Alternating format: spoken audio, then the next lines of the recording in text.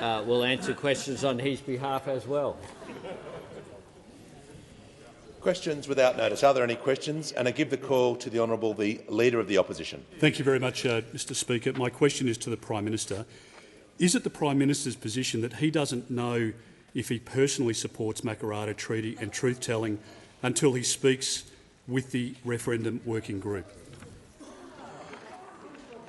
Order. The member for Lyons will cease interjecting. The issue of interjecting whilst ministers are approaching the dispatch box or during questions is highly disorderly. I give the call to the Prime Minister. Thanks very much, Mr Speaker.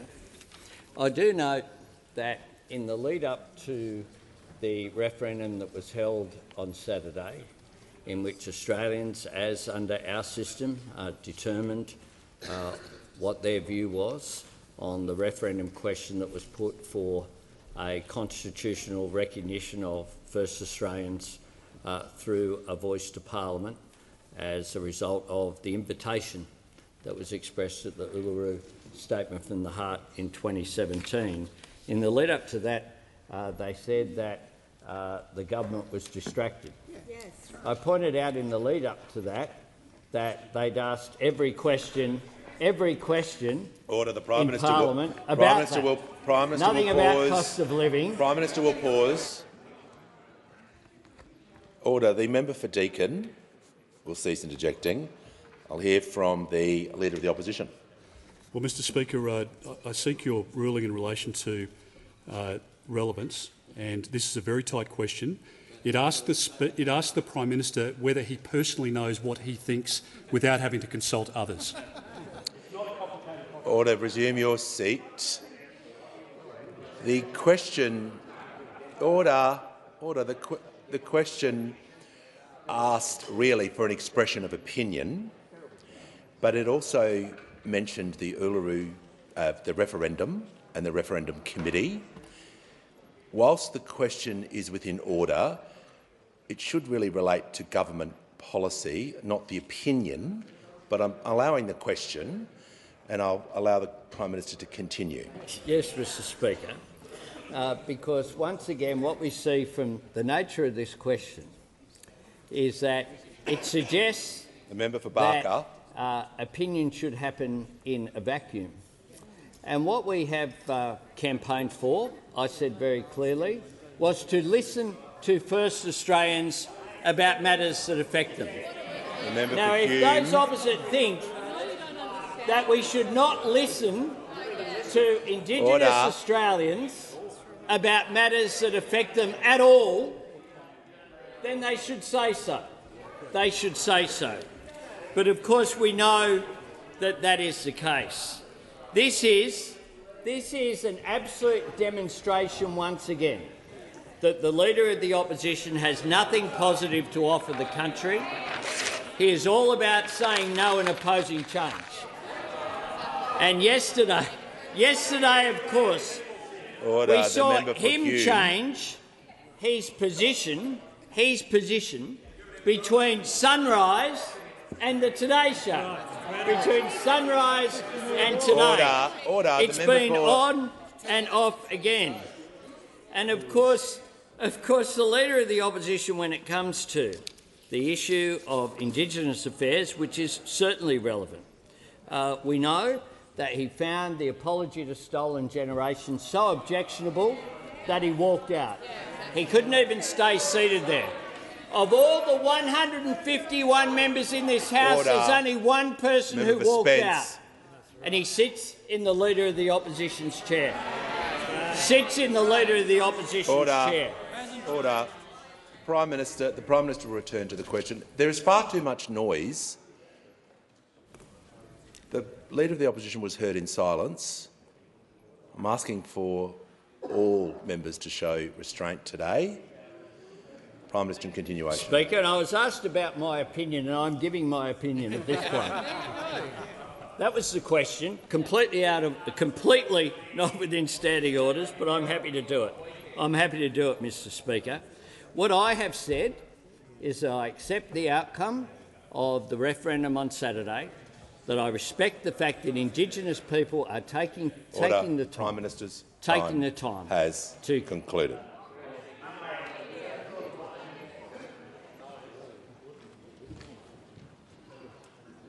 The House comes to order. I'll hear from the member for Boothby. Thank you, Mr Speaker. My question is to the Minister for the Environment and Water. How is the Albanese Labor government working to deliver the Murray-Darling Basin Plan, and why is it important for both houses of parliament to support these efforts? What are the obstacles to progress? Call to the Minister for the Environment and Water. Thank you so much, Mr Speaker, and thanks so much to the member for Boothby. She is absolutely determined to see the Murray-Darling Basin Plan delivered in full, as are all of us on this side and thankfully those on the crossbench as well. And today we passed legislation through the House of Representatives to do just that. For Barker, I want to thank all members in the parliament who supported the bill today, because over the last month we've had a really stark reminder of just why it's necessary to deliver the Murray-Darling Basin Plan. We're seeing the return of El Niño after 3 years of good rain, in fact too much rain in some instances. We're now seeing the return to hotter, drier weather patterns. And we've seen record temperatures across the country. We've seen some of the hottest September days we've ever seen. And from painful experience, we know what this means, this next El Niño cycle. It means less rain, more extreme heat, more bushfire risk, and more pressure on our rivers and on our farmers and on the Murray-Darling Basin system, the source of drinking water for 3 million Australians. Mr Speaker, the time for talking and the time for delay is over. We must deliver this plan, and that's what we're doing. Our legislation has something that all parties should be able to support because it has something for everyone. Those opposite have asked for more time to deliver the plan, and that's what this legislation does. More time for states to complete their water efficiency projects. That's precisely what the National Party in particular have asked for. It's what the National Farmers Federation have been calling for. More time. It gives more options as well, allowing for on-farm and off-farm water efficiency projects, for land and water purchase, for counting the excess water recovered under the Bridging the Gap target towards the 450 gigalitre target. All of that means less reliance on voluntary water purchase. Again, something that the National Party should be supporting. Our bill also delivers the full 450 gigalitres of water for the environment, and that's why those sitting on the crossbench and all of our Labor MPs support it, because they know how important this is for the environment. That's why they've worked so cooperatively with us on this bill. And it's why I thank, as well as the independent members, the Greens, for voting for this legislation, and I hope that they will also support this legislation in the Senate. This is one of the largest investments in the environment that any government will ever make. This is 1 million square kilometres of inland Australia, 16 Ramsar-listed wetlands, 35 endangered species, 120 different types of water birds. The proposal is sensible, it is balanced, and I hope others step up to support it. Give a call to the Honourable the Deputy Leader of the Opposition. My question is to the Minister for Indigenous Australians. The Minister has previously stated the Makarrata Commission is, quote, really code for treaty without saying it, end quote. Order. Members on my right will cease interjecting. I need to hear the question, otherwise I'll allow the Deputy Leader to restate a question. I've heard so far, but she'll be heard in silence for the remainder of the question. Is the Minister still committed to treaty and truth-telling? Order.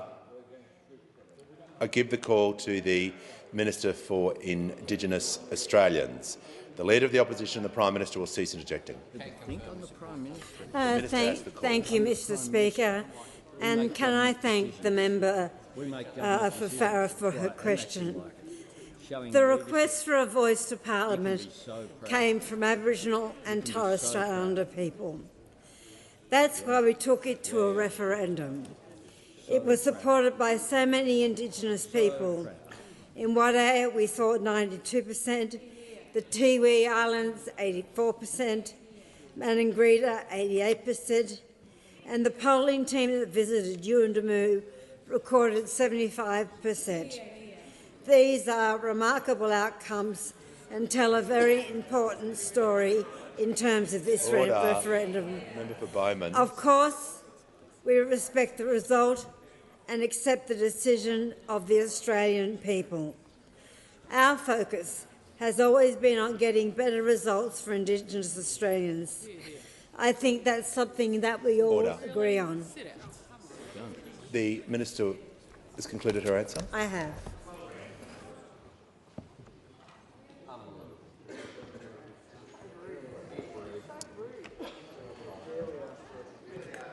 Give the call to the member for Reid. My question is to the Treasurer. How is the Albanese Labor government's responsible economic management and budget strategy helping to clean up the mess we inherited and ease cost of living pressures for all Australians? Order. Members on my left. The Minister for Climate Change and Energy will cease interjecting. When the House comes to order, there is far too much noise. The member for Mitchell is warned. The Treasurer has the call. Thank you, Speaker. An outstanding question from an outstanding member for Reid. Mr Speaker, the member for Reid has asked me more questions about the economy in the last 2 minutes than the Shadow Treasurer has asked me for more than 2 months now, Mr Speaker, so I appreciate the question. Mr Speaker, the cost of living pressures that people are confronting are the #1 priority of this government because we understand people are doing it tough. And ever since rates and inflation started rising before the election, we have understood that first the conflict in Europe and now in the Middle East has impacted energy prices around the world, and we are seeing that here as well, and Australians are feeling that pressure at the Bowser in particular.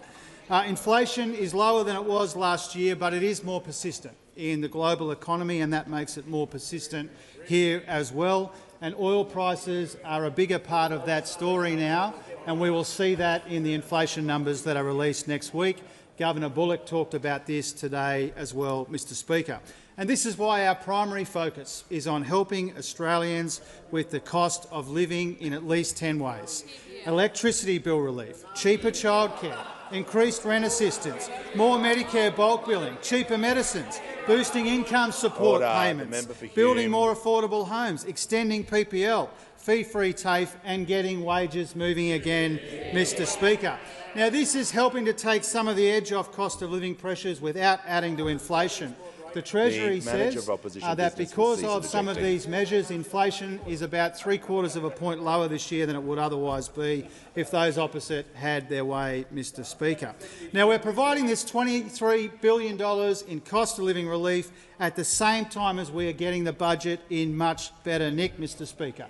The biggest budget turnaround in the history of this country, from a $78 billion deficit to a $22 billion surplus in 1 year, Mr Speaker.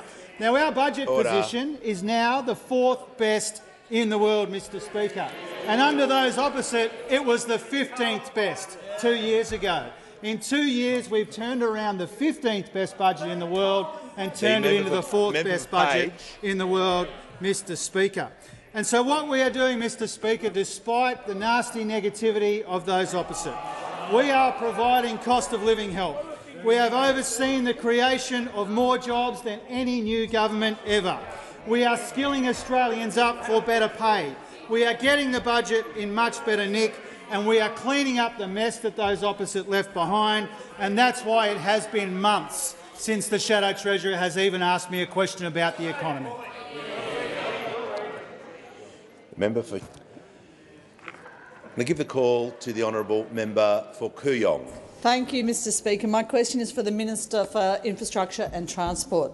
Minister, the ABC recently reported that major car companies are lobbying for multiplier loopholes in the government's fuel efficiency standards. This would distort the reporting so that it would look like they were selling more EVs than they actually are. Will the minister actually formally commit to avoiding these multiplier loopholes in the government's forthcoming fuel efficiency standards? Give the call to the Minister for Infrastructure, Transport, Regional Development and Local Government. Can I thank very much the member for Ryan for the question. I know this is a issue. Kooyong for the question. I know this is a issue very important to her and to her electorate, but also to the whole country. We know that the Albanese government, wants Australian households and businesses to reap the benefits of modern, cheaper, low-emissions cars. Australia, alongside Russia, we are one of the 2 countries that do not have fuel efficiency standards, and we have, frankly, the previous government to thank for that legacy. The Australian government has committed to, as you are aware, introducing a fuel efficiency standard. Designing a fuel efficiency standard is quite a complicated process. It's why I've been meeting with a range of stakeholders on this issue. In fact, yesterday I just met with ACOS to talk about how important it is that people on low incomes benefit from electric vehicles and how we might together do that.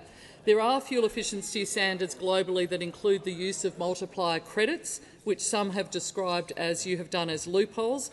In our consultation, we've examined the full range of fuel efficiency standard models that are across the world, but we so far have not committed to one particular model. There will be an opportunity for stakeholders to review and discuss the options further when the government releases its impact analysis. But what I will say is that I am very determined that we will have a fuel efficiency standard that improves consumer access to cleaner, cheaper to run cars that do save consumers money. It's incredibly important that they do that, and particularly at the Bowser, while assisting Australia to reduce its carbon emissions. When it comes to closing loopholes that may be exploited by car manufacturers, we haven't taken our eye off the ball. In fact, just after question time, the Prime Minister and I and the Minister for Energy will be talking about the funding that we have, $14 million program to test the real-world emissions of vehicles to ensure that consumers do understand how much a vehicle will cost to run before they purchase it and what its real emissions will be. This information will be absolutely critical to supporting households and businesses looking to buy more sustainable cars and cheaper to run vehicles. That is what this fuel efficiency is all about, making sure we have access to cheaper to run vehicles across all levels of our income spectrum in this country. The government has, of course, released our first national electric vehicle strategy, delivering on our commitment to provide greater choice for Australians to drive cars that are cleaner and cheaper to run. We call to the honourable member for Chisholm. Thank you so much, Speaker. My question is to the Prime Minister. How is the Albanese Labor government helping relieve cost of living pressures on Australians, and is there any opposition to these actions? Give the call to the Prime Minister. I thank the member for Chisholm for her question. And of course, our number one priority is easing cost of living pressures. And there are 3 vital ways we are tackling cost of living. Getting costs down for families, members on my left, getting wages up for workers, and getting the budget onto a stronger foundation, taking pressure off inflation and pressure off interest rates. The Leader of the Opposition has opposed every action we've taken. Nothing positive to offer the country, just says no and opposes any changes put forward. Now, in spite of this opposition, we've delivered $23 billion in cost of living relief to Australians to help get costs down. Cheaper childcare, increased rent assistance, more Medicare bulk billing, cheaper medicines, boosting income support payments, electricity bill relief, fee-free TAFE, building more affordable homes, the expansion of paid parental leave, and of course we're acting on wages as well. But those opposite oppose all of it. Just like they opposed our actions to get wages growing, they opposed even the pay rise for aged care workers and the increase in the minimum wage. They opposed an increase in the minimum wage. Well, we have created 550,000 jobs since we came to office, a record for any new government. And we did something else that those opposite never achieved in their decade in office also. We've produced a budget surplus, turning a $78 billion deficit into a $22 billion surplus. Order. Now, Order. they vote against all of this. I mean, one area, though, we prioritise growth, but one area where we've never seen any growth is in the Leader of the Opposition. 15 years after he walked out on the apology, he hasn't grown a bit, Mr Speaker. The member He's for such a Gippsland will cease development-free zone, I'm worried the Greens will start warming to him. Because if you want nothing to happen, he's your guy. He's your guy. No growth, no development, just staying in the same old reactionary position, dragging the Liberal Party to the right. We talk about going forward. He has no plan, just sitting there saying what he's against. Now, they voted against secure jobs and better pay. They ran up the biggest budget deficit in Australian history, but we on this side are cleaning up the mess. It's far too much noise on my left. The member for Durack, the member for Deakin were constantly interjecting during that answer. It's highly disorderly. I'll take action if it continues. The member for Mallee has the call. Thank you, Speaker. My question is to the Minister for Indigenous Australians. On the 6th of February this year, the Albanese government announced a $250 million package for Central Australia. How much money has been expended to date? Order. The member for Lingiari will cease interjecting before the minister has even begun. The Minister for Indigenous Australians has the call. Mr Speaker, and can I thank the member for her question. The member is correct in that we announced a $250 million investment into Central Australia. People across this chamber understand some of the challenges faced by Central Australia. I have visited Alice Springs and surrounding regions on a number of occasions. When we first got to Central Australia, because of the actions of the previous government, youth services were about to close. 25 I'm about to tell you if you stop. $25 million was expended to keep those youth services open. That's the first thing. The second thing is recently I announced an $18.4 million package in terms of FASD, ADHD and other neurological issues faced by children in Central Australia. The Congress of First Peoples, which is the Aboriginal Medical Service out there, means that they can reach double the number of children that were previously part of the FASD program. We have also expended money through Minister Clare, $40.1 million in terms of the schools right across Central Australia. This means schools like Yuendamu get an extra $1.4 to $1.8 million. So $40.1 million across schools in Central Australia has been expended. We have spent $2 million on the Tangentyere Women's Service, which means that they are able to service more people in the town camps when it comes to domestic violence. We've expended over $100,000 in Katherine in terms of the legal service there, but that particularly serves women that have been victims of domestic violence. And we are laying out plans now, working with the... Member for New England.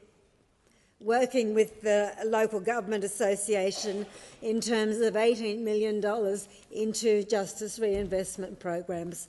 That is not everything, but it gives you a very good example of what we're doing in Central Australia. We take our responsibilities there extremely seriously. Order.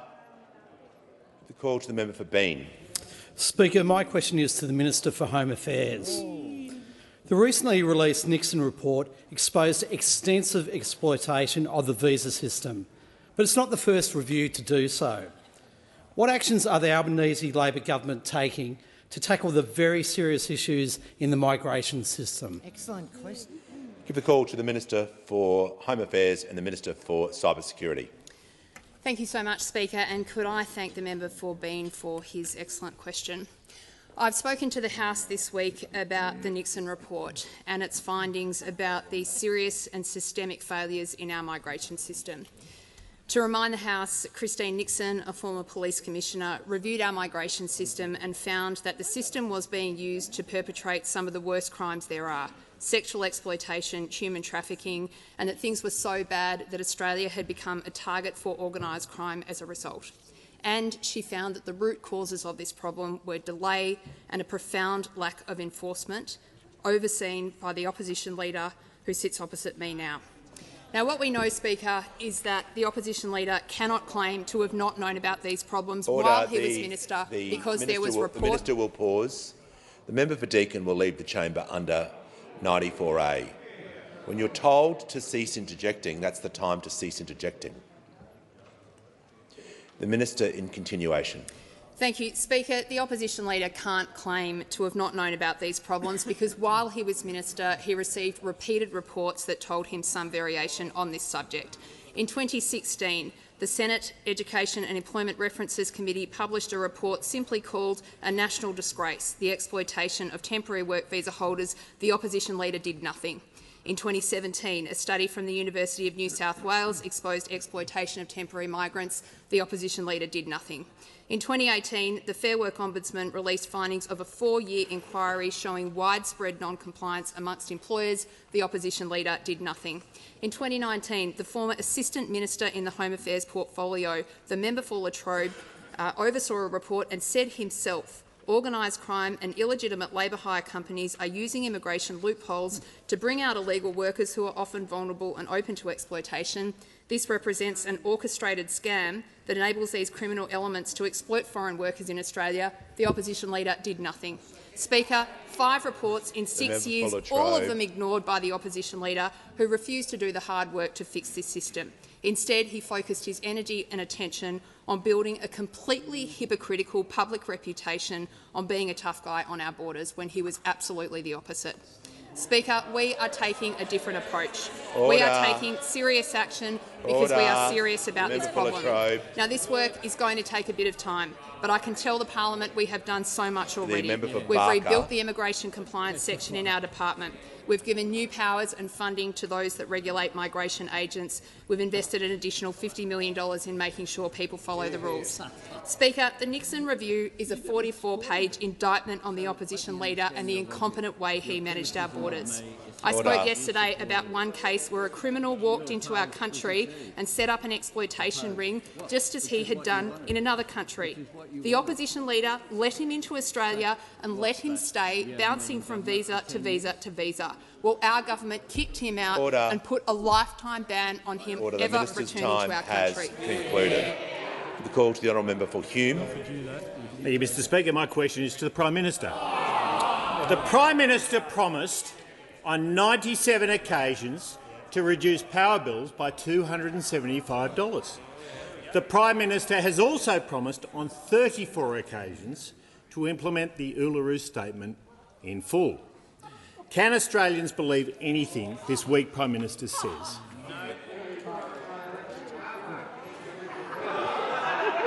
Order. Members, the Minister for Home Affairs will cease interjecting. The member for Hunter will leave the chamber under 94A. Order. Interjecting before a minister or Prime Minister speaks is highly disorderly. The Prime Minister has the call. It will be very difficult to not be relevant to that question, given I think it was about the voice, it was about energy, climate change, it was about a whole range of things and commitments. We committed prior to the election to having an energy policy. Just one. Just one? And we got one. We got one.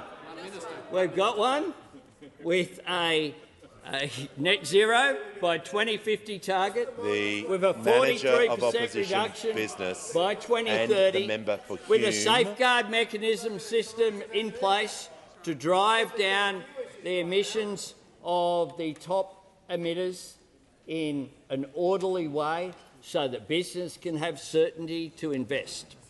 We committed to re-engaging with the world on climate change, and the visit from our friend, the Prime Minister of Fiji, is another reminder that instead of being in the naughty corner, as Australia was in the Pacific, in our region when it comes to climate change, we are now constructive contributors when it comes to climate change.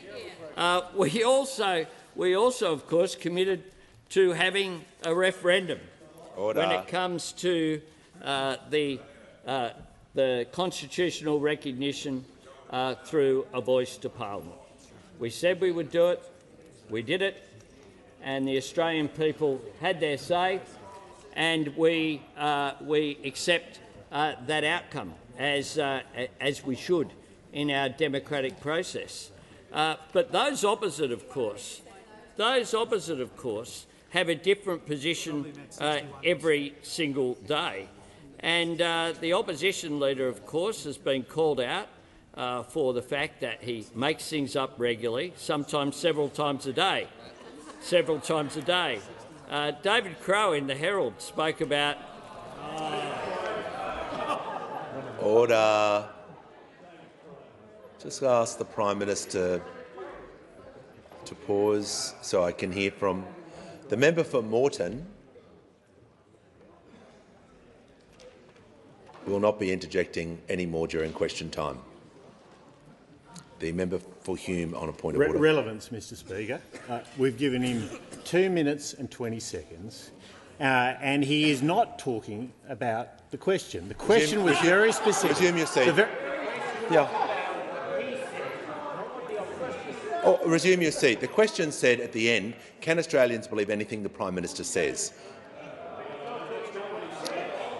That was in the question. Can Australians believe anything the Prime Minister says?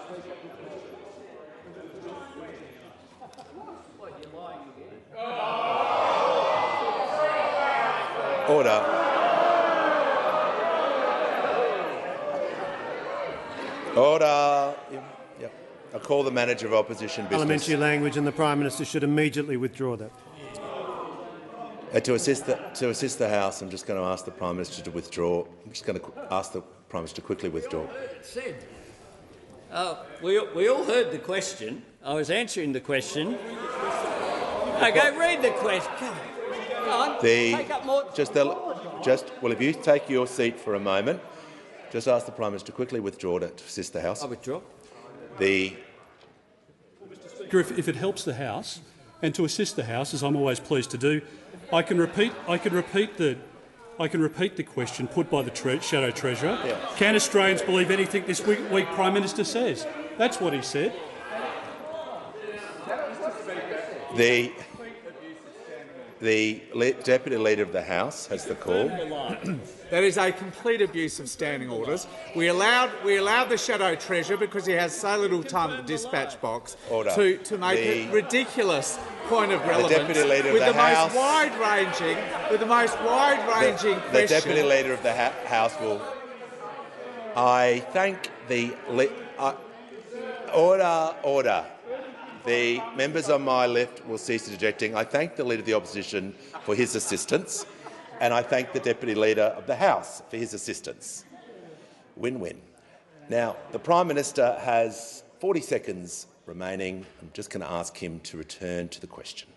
Mr Speaker, the Shadow Treasurer, who's incapable of asking a question of the Treasurer about the economy, who puts in every now and again puts in an MPI, hoping that no one will be here to listen. Every day. In prime time, later in the afternoon, he is a joke. Order. When the House comes to order, the member for Latrobe. I'll hear from the member for Macon. Thank you, Mr Speaker. My question is to the Minister for Defence Industry. How is the Albanese Labor government ensuring the Australian Defence Force has the weapons and equipment needed for Australia's national security? And why are improvements in defence capability acquisition needed after a wasted decade in defence procurement? Give a call to the Minister for Defence Industry and the Minister for International Development and the Pacific. Thank you, Order. Speaker, and I thank the member for Macon for his question. Speaker, the Albanese Labor government is providing the critical capabilities that Australia needs to maintain our national security. The minister will pause. Unlike the opposition, just the minister will pause we're a not moment. governing via the minister media will release. Pause. The minister will pause. There is far too much noise. I can't hear a word the minister is saying. The Leader of the Opposition is not helping, and he will cease interjecting. The question was heard in silence. I'm going to ask for silence for the remainder of this minister's answer. Order. The minister has the call. Thank you, Speaker. As I was saying, unlike the opposition, we don't govern via media releases. We're bringing forward capabilities to deal with our strategic circumstances. We brought forward the Army's new infantry fighting vehicles, so much so that the last one will come off the production line before the first one would have started under those opposites.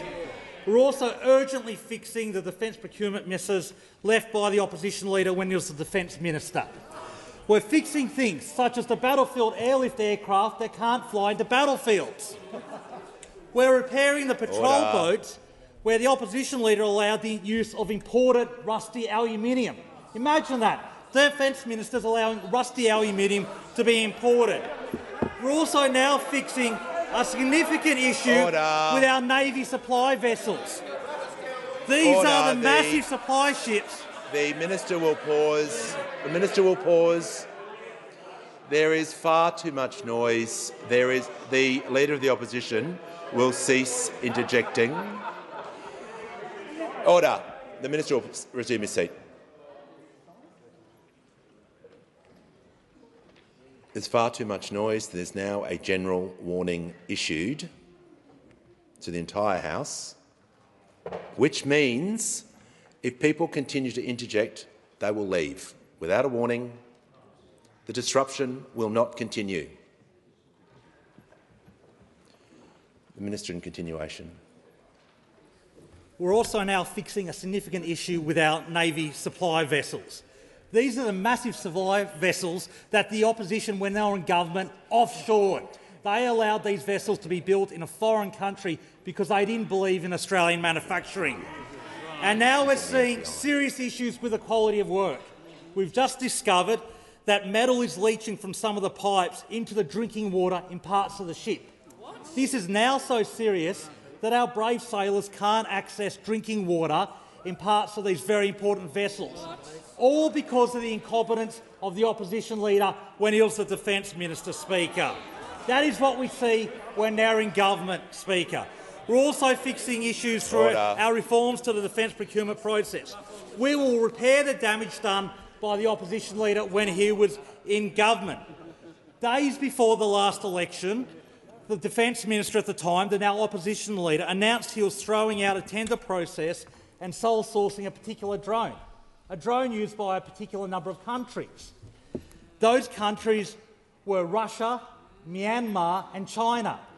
That's the quality of the work from the opposition leader. We've now taken action and reversed that decision. Our government is serious about taking reforms on defence, fixing the projects that he allowed to slip. Under his role as Defence Minister, 28 major projects were running 97 years late and $6.5 billion over budget. By contrast, the Albanese Labor government is committed to defending the nation, reforming defence and delivering the capabilities the ADF needs, unlike the opposition leader who can't be trusted on defence. Give the call to the order. When the House comes to order, I'll hear from the member for Nichols. Thank you, Mr Speaker. My question is to the Prime Minister. Did the Prime Minister ever receive advice from a member or members of the referendum working group suggesting the referendum be delayed to a date later than the 14th of October? Give the call to the Prime Minister. No, Mr Speaker, is the answer to the question. Indeed, Yunupingu had this to say, Mr Speaker, when talking about the Uluru Statement from the Heart and about what needed to happen. He said this: "So the task remains to reconcile with the truth, to find the unity and achieve the settlement. A Prime Minister must lead it and complete it. The leader of the nation should accept his or her commission and simply say what he or she thinks is right and put that forward for the nation to correct or to accept or to reject. Let us have an honest answer from the Australian people to an honest question." Mr Speaker, we did that. And I note that very insensitively last week the Leader of the Opposition raised Yunupingu, something that I know from speaking to some of the leaders in the Yolngu people there in Arnhem Land. They were terribly offended by, given the role that Yunupingu played in the Uluru Statement from the Heart. So that's something for the Leader of the Opposition to consider. But I note as well, that the Leader of the Opposition in the other place had this to say: "The perceptions of intolerance created by some hasn't just cost the votes of those who feel judged, it has hurt the Liberal Party among all people who reject nastiness or divisiveness." They're the words of Senator Simon Birmingham, the Leader of the Liberal Party in the Senate. And, of course, in this chamber, the member for Bass has had to say that I think the party needs to stop ideological dog whistling. Mr Speaker, we had a referendum in accordance with the commitment that I gave to the Australian people. We had it at a time, 18 months in, which was similar to what John Howard promised in 2007 he would do.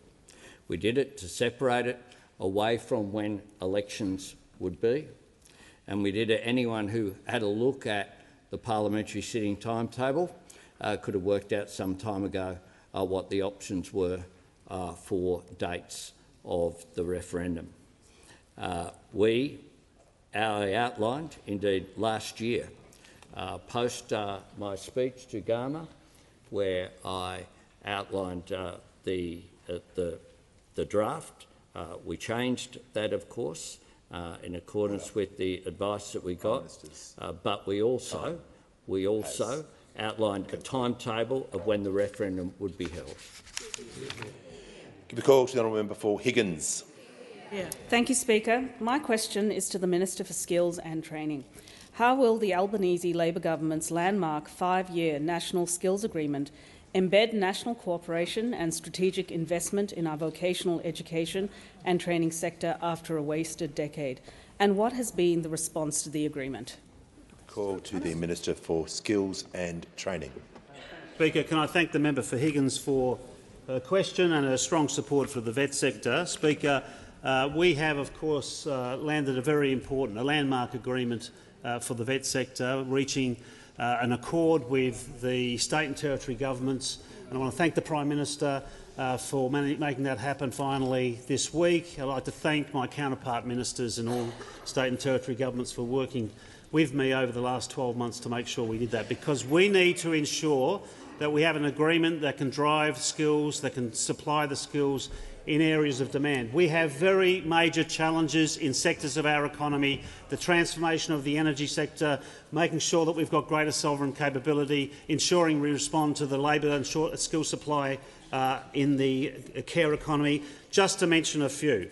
And I'd like to thank those ministers for their very collaborative efforts to date. I'd also like to inform the House, if I may, the response by industry to this agreement, because this really does, I think, underline that we are working across the economy, constituent parts of the economy. The Australian Chamber of Commerce Industry CEO Andrew McKellar has said with respect to the agreement that the best way for Australia to avoid recurring skill shortages is to invest strongly in training Australians. This new agreement has inbuilt features to prevent further skill shortages. The Business Council of Australia CEO Brand Black spoke of the vital role the vet sector must play in developing critical skills needed to meet current and future workforce needs. The ACTU and AEU called the skills agreement a game changer that will make an incredible difference to working people and the next generation coming through. That's right, unions. You heard the word? That's all right. Is that okay? It triggered him. Order. And Innes Willox, can I quote Innes Willox? Is that okay? Innes Willox, head of the AI Group, said that this agreement could not be more timely, and he called it an historic and economy-changing plan. That's what Innes Willox said about this agreement, if that's okay with you. And he's right, of course, Speaker, to fix the massive skill shortage that we inherited, to rebuild and renovate the vet sector. We need to have this agreement. And can I say, it is the first national skills agreement in a decade. In a decade. What were you doing over those last 9 years? Nothing. Completely incompetent, unable to deliver any decent agreement with respect to skills and training in this country. Speaker, we have the Deputy Leader of the Opposition calling fee-free TAFE wasteful spending, and yet 215,000 Australians are enrolling courses of demand to supply the skills that our economy need, that businesses need, that workers and students need, and we'll continue to work with state and territory governments and industry to supply those needs. The honourable member for Goldstein. To the Prime Minister. Considering the situation in Israel and Gaza, many members of the Goldstein community and other diverse communities are feeling anxious, insecure and unsafe. When can vulnerable institutions in our communities, including synagogues and schools in Goldstein and surrounds, expect to get access to fast-tracked grants promised by the government or other support? Give the call to the Prime Minister. I thank the member for Goldstein very much for her question. I thank her for engagement. We had a meeting along with some others yesterday at which this issue, of course, was one of the issues that was raised. The government earlier on this week, I announced the additional $10 million that the Cabinet made a decision of on Monday to add to the $40 million that we committed to the Securing Faith-Based Places program.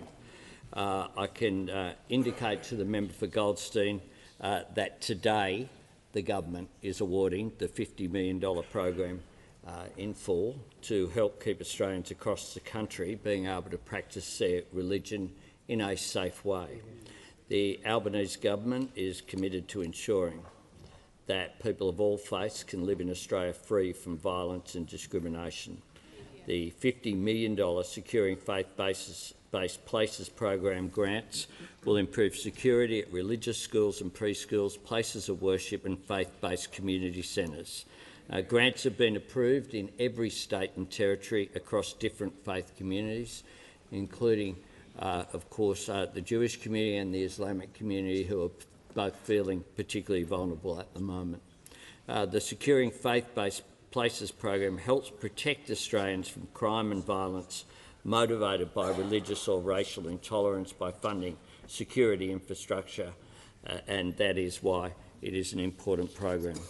Can I say as well, Mr Speaker, that we have seen a devastating loss of innocent life since the heinous attacks on Israel by the terrorist group Hamas. The scenes that we've seen today from the explosion at a Gaza City hospital are deeply distressing. It is clear there has been a devastating loss of life, and our thoughts are with those killed, those injured and their loved ones. The protection of civilian lives must come first, and respect for international humanitarian law is absolutely paramount. We condemn, as a government, any indiscriminate attacks and targeting of civilian infrastructure, including hospitals. Australia joins with others in calling for international law to always be upheld. Mr. Speaker, every innocent life matters, whether Israeli or Palestinian. Every innocent life matters.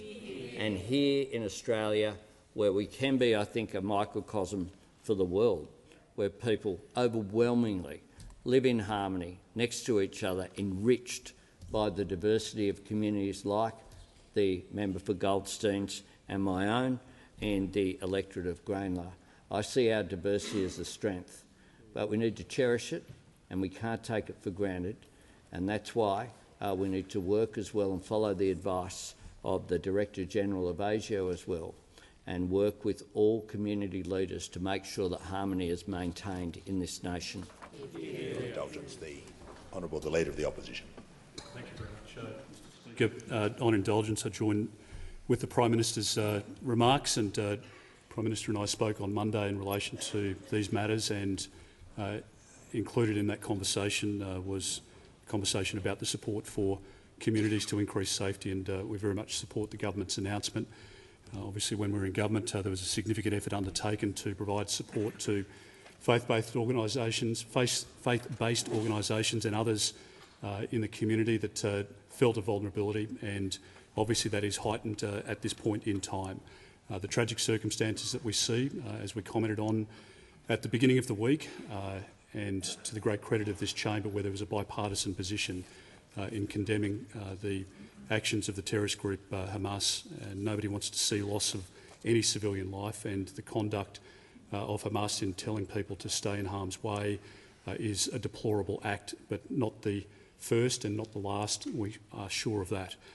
To the Islamic communities here in our country, to people of Jewish faith, to people of any faith, they deserve to live in our country unencumbered by racism, by prejudice, or by attacks otherwise, and this parliament has and always will stand for those principles, and we support the government in those endeavours. Give a call to the honourable member for Wills. Thank you, Mr. Speaker. My question is to the Minister for Early Childhood Education.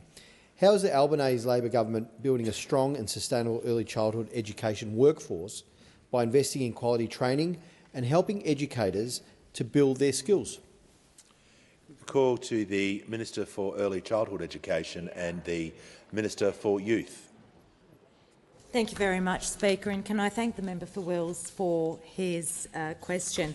Mr. Speaker, in this role I have an absolute privilege of getting to visit early childhood education centres, meeting with the wonderful dedicated professionals who are educators and teachers, and most enjoyably, of course, meeting with the children at those centres. And all of them are memorable, but the one that I visited with the member for Wills was particularly memorable. It was the Lake Park Bilingual Kindergarten in Coburg, where we sat with the children and heard a story read to us in Italian, a wonderful example of the benefits of early childhood education and care and the transformative nature that it has for the lives of children. Now, of course, the member for Wills, as do all of us in the Albanese government, understand just how important access to good quality early childhood education is. And that's why we delivered practical cost of living relief by making early childhood education and care more affordable for over 1.2 million families across Australia.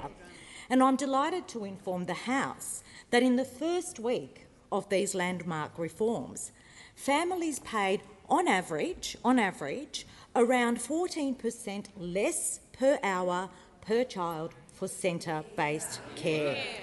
That's directly due to the work of the Albanese Labor government in making early childhood education and care more affordable, paying a triple dividend. It's good for children, good for families, and of course it's good for the economy.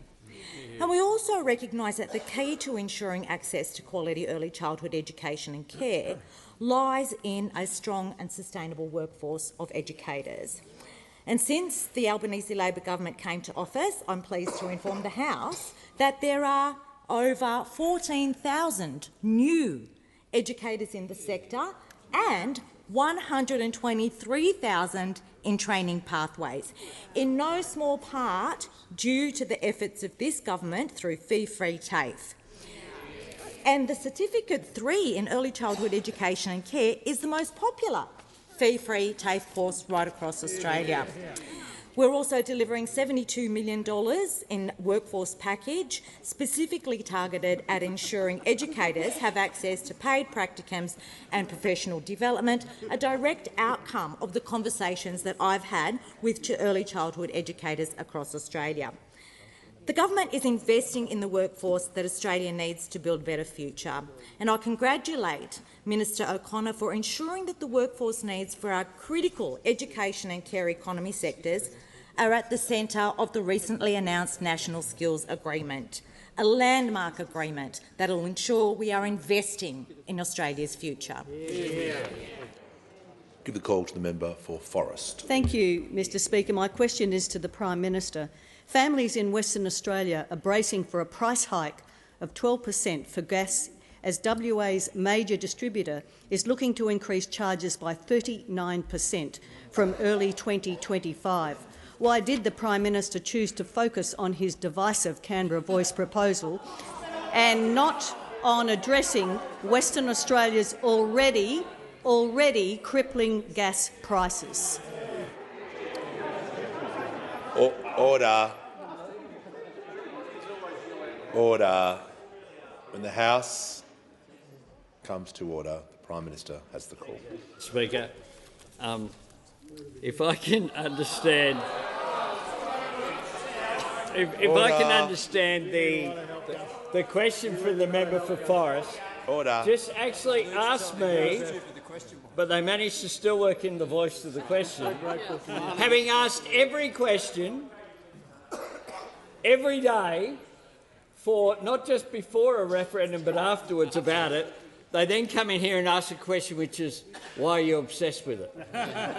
They ask nothing about cost of living. They have a shadow treasurer. They have a shadow treasurer who doesn't know, I don't think, that this bloke here is the treasurer, because he doesn't recognise competence and skills when he sees it. The opposition. The Prime Minister. Order. The Prime Minister will pause. I'd like to. The Treasurer and the Shadow Treasurer will be both on warnings. It won't be here. You can have it outside. The Deputy Leader of the Opposition is on her feet for a point of order. A point of order on relevance, Mr Speaker. How can this possibly be relevant to the question that the member for Forrest asked about fuel prices in WA? And how can it possibly be relevant?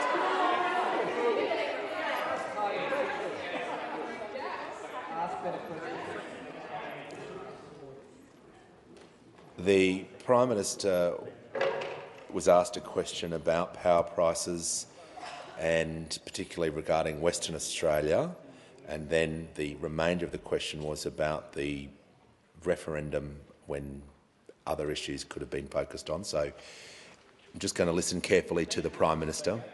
I'm certainly talking about the part of the question which said, what is it that we're concentrating our efforts on? And we have been working on cost of living measures, including, pleased to say, there's an Medicare urgent care clinic heading to Bunbury, your way. One of the ones that is the Minister for Climate Change. That is coming. No doubt, when we go and open it, you can organise a demo or something. But we of course, the member opposite voted against the measures that have put downward pressure when it comes to gas. They voted against it. They voted against it. They voted against cheaper childcare, increased rent assistance, more Medicare bulk billing, cheaper medicines, boosting income support payments, fee-free TAFE. They're against all of that, Mr Speaker, because their concentration on issues They've asked this year one question about AUKUS or international national security. Now we're in a situation whereby we're in a globally uncertain world. They've asked 0 questions about resources or critical minerals. Nothing ever in the entire term about skills or TAFE. Not a single question this entire term about manufacturing. Not a single question about education. Not one. The entire term. 1 question about wages and 9 questions about health. But 93 questions about the voice or other matters. Order. 93. The Prime Minister's time. I'll leave those who watch Question Time to decide who's obsessed.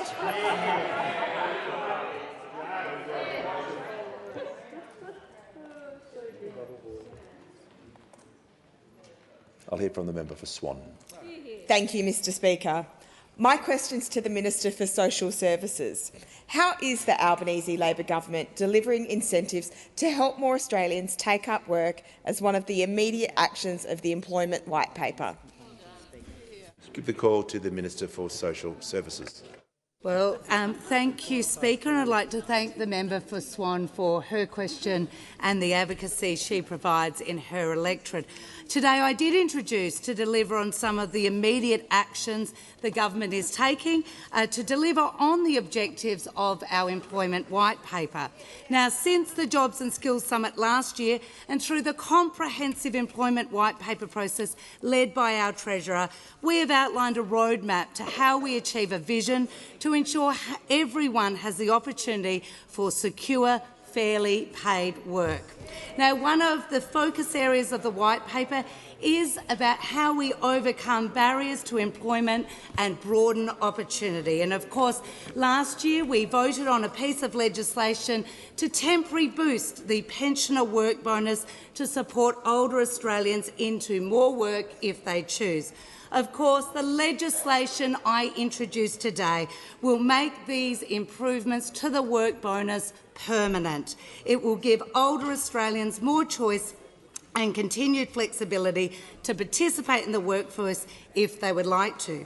The improvements will mean all new pension entrants over age pension age will receive a $4,000 work bonus starting balance, an increase to the maximum work bonus income balance from $7,800 to $11,800, and this will be permanent.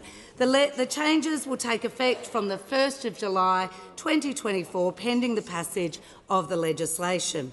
This will ensure that there is no gap between the existing temporary measure and the commencement of the new ongoing provisions that we know are a positive incentive for older Australians. Now, this change has been endorsed by the CEO of the Council of the Ageing, Patricia Sparrow, who said the incentive allows those who do wish to do more work to do so, and she called these changes a great step forward. Ian Henschke from National Seniors said this puts more money into the pockets of working pensioners.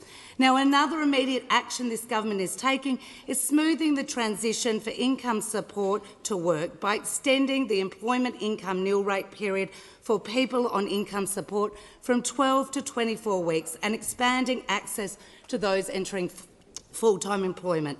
This measure is designed to address concerns that losing access to benefits or having to reapply and wait for income support acts as a discouragement to taking up work, particularly short-term and casual work. Now, these measures introduced today are practical measures to support people into work and are complemented by a range of other initiatives taken by my colleagues right across the board, where this government is supporting Australians get secure, fairly paid work, and we will continue to do so. Give the call to the honourable member for Wentworth. My question is to the Minister for Climate Change and Energy. Households are struggling with their power bills because of high fossil fuel prices. The best way to reduce these is by helping them electrify with cheaper renewable energy. But it's not easy, particularly for those who rent. In the US, the Inflation Reduction Act provides incentives of $14,000 to every household to electrify, and it's making a huge difference. Will the minister put households at the centre of Australia's response to the IRA, and will this include specific support for renters, like the measures I recently proposed? Give the call to the Minister for Climate Change and Energy. Well, thanks very much, Mr Speaker. I appreciate the question from the honourable member for Wentworth. And our response to the Biden administration's Inflation Reduction Act has and will focus on making things in Australia, because we believe Australia, as well as being a renewable energy superpower, can be a manufacturing power as well. And we have no greater opportunity to make things in Australia, to re-enliven the Australian manufacturing industry, creating good jobs for Australian manufacturing workers, than renewable energy. And our initial response to the Inflation Reduction Act was our Hydrogen Head Start program and $2 billion. And just last week I opened expressions of interest in that, so we're making good progress on that, and we've said we'll have more to say this year. But the honourable member is right, though. More needs to be done to support renters and apartment dwellers and low-income dwellers in electrifying, in improving energy efficiency and in switching to renewables. That is right. And there are two elements of our policy we are already implementing which do just that. There is our social housing support under our Household Energy Savings Plan and our solar banks policy. And I'll just give the House a quick update on both of them. On solar banks, we have committed, and we took the election, $100 million, and we are focusing efforts directly on apartment dwellers and renters. And we have already announced agreements with Victoria, the Northern Territory and the ACT. And this makes a big difference. For example, in Victoria, we are providing up to $2,800 an apartment, or more than $100,000 an apartment block, to help with the transition to renewables. This will help around 5,000 apartments in Victoria, and we'll have more announcements to make with other jurisdictions in coming weeks. Also, social housing, as I've said before to the House, people who live in social housing deserve this support as well. Our social housing stock is well over 20 years old on average, and these houses are often energy inefficient. They don't include renewable energy. Our program announced in the budget of $300 million of support for social housing has already been rolled out, and we are requiring co-investments from the states and territories to drive that investment further. So hence we're negotiating with the states and territories, and we've already announced the deal with Victoria, and there'll be further announcements in coming weeks about other jurisdictions. And we'll continue to work, because the honourable member is correct, and other honourable members have been focused on this and raising it with me as well, the need to support apartment dwellers in particular. The members for Macnamara and Reid and Bennelong in particular, members for Wills, have been raising these issues within the government as well, the need to provide more support, because there are challenges for apartment dwellers, there are real challenges for renters, and we will ensure they are not left behind as we transition to cheaper renewable energy. Give the call to the honourable member for Canberra. Thank you, Speaker. My question is to the Minister for Health. How is the Albanese Labor government working for Australians to strengthen Medicare after a decade of cuts and neglect? Call to the Minister for Health and Aged Care.